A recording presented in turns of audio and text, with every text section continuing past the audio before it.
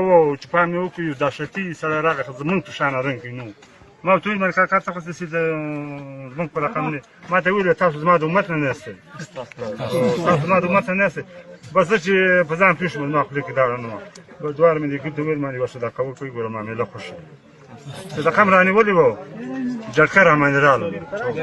او دا چې سړی چې راغی ده کې خپل تحصیل و ما ته یې ویل تاسو دا خلک زما د امت نه نه دي نو ډېر ملګري دغه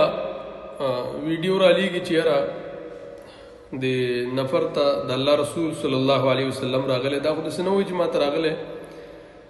خو فقط داسې وایي چې یو سړی راغلی ویل چې زما امتیان نه وي نو مطلب دا دی چې د دې نه نبي صلی الله مراد دی ځکه امتیان خو موږ د هغه یو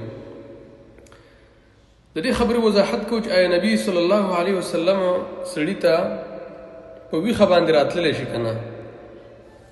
اول خبره دا خبره د ذهن نه ویستل پکار دي چې نبی صلی الله علیه وسلم چاته په ویښه نشي راتللی هغه د دنیا نه لین کټ شوی دی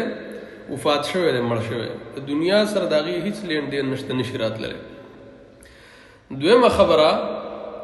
د الله رسول صلی الله علیه وسلم وایي چې زه یو انسان ته په خوب کې راتللی شم خو چې کله ما په خپلو صفاتو وویني لکه د الله نبي صلی الله علیه وسلم چې خوش اخلاقه او همیشه و مسکی او ویښتان یې داسې ګورګوتي غوندته و راتاو د مخ په لحاظ سره ښایسته و پراخه سینې لرله غټه ګیره چې سینې پټوله که نه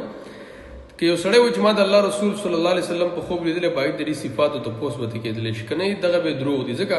نبي صلی الله علیه وسلم فرمایي دا ورته بیا شیطان راغلی او شیطان زما په شکل کې نشي راتللی رسول الله که یو سړي ته یو څوک راغلی او ته وایي چې زما امتین یې وایي په یو دهشتناک شکل کې نو یو خدا د الله د رحمت نه خلک نا امیده کول دي ځکه زموږ پښتانه ډېر دینداره خلک دی او اکثر ملګري دغه ویډیو موږ ته رالیږي مې یاره چې دا څه قیصه ده چې موږ د الله د نبي صلی الله علیه وسلم د امت نه یو دا شیطان هم کېدلی شي چې راشي شیطان او چاته د سوی په ښکاره باندې ځکه شیطان د انسان په شکل شي راتللی که چېرته دغه حدیث د ابوهریره نه موږ معلومه کړو چې ابوهریره وایي چې ما ته به راتلو بیا ما وتړو د انسان په شکل کې به راتلو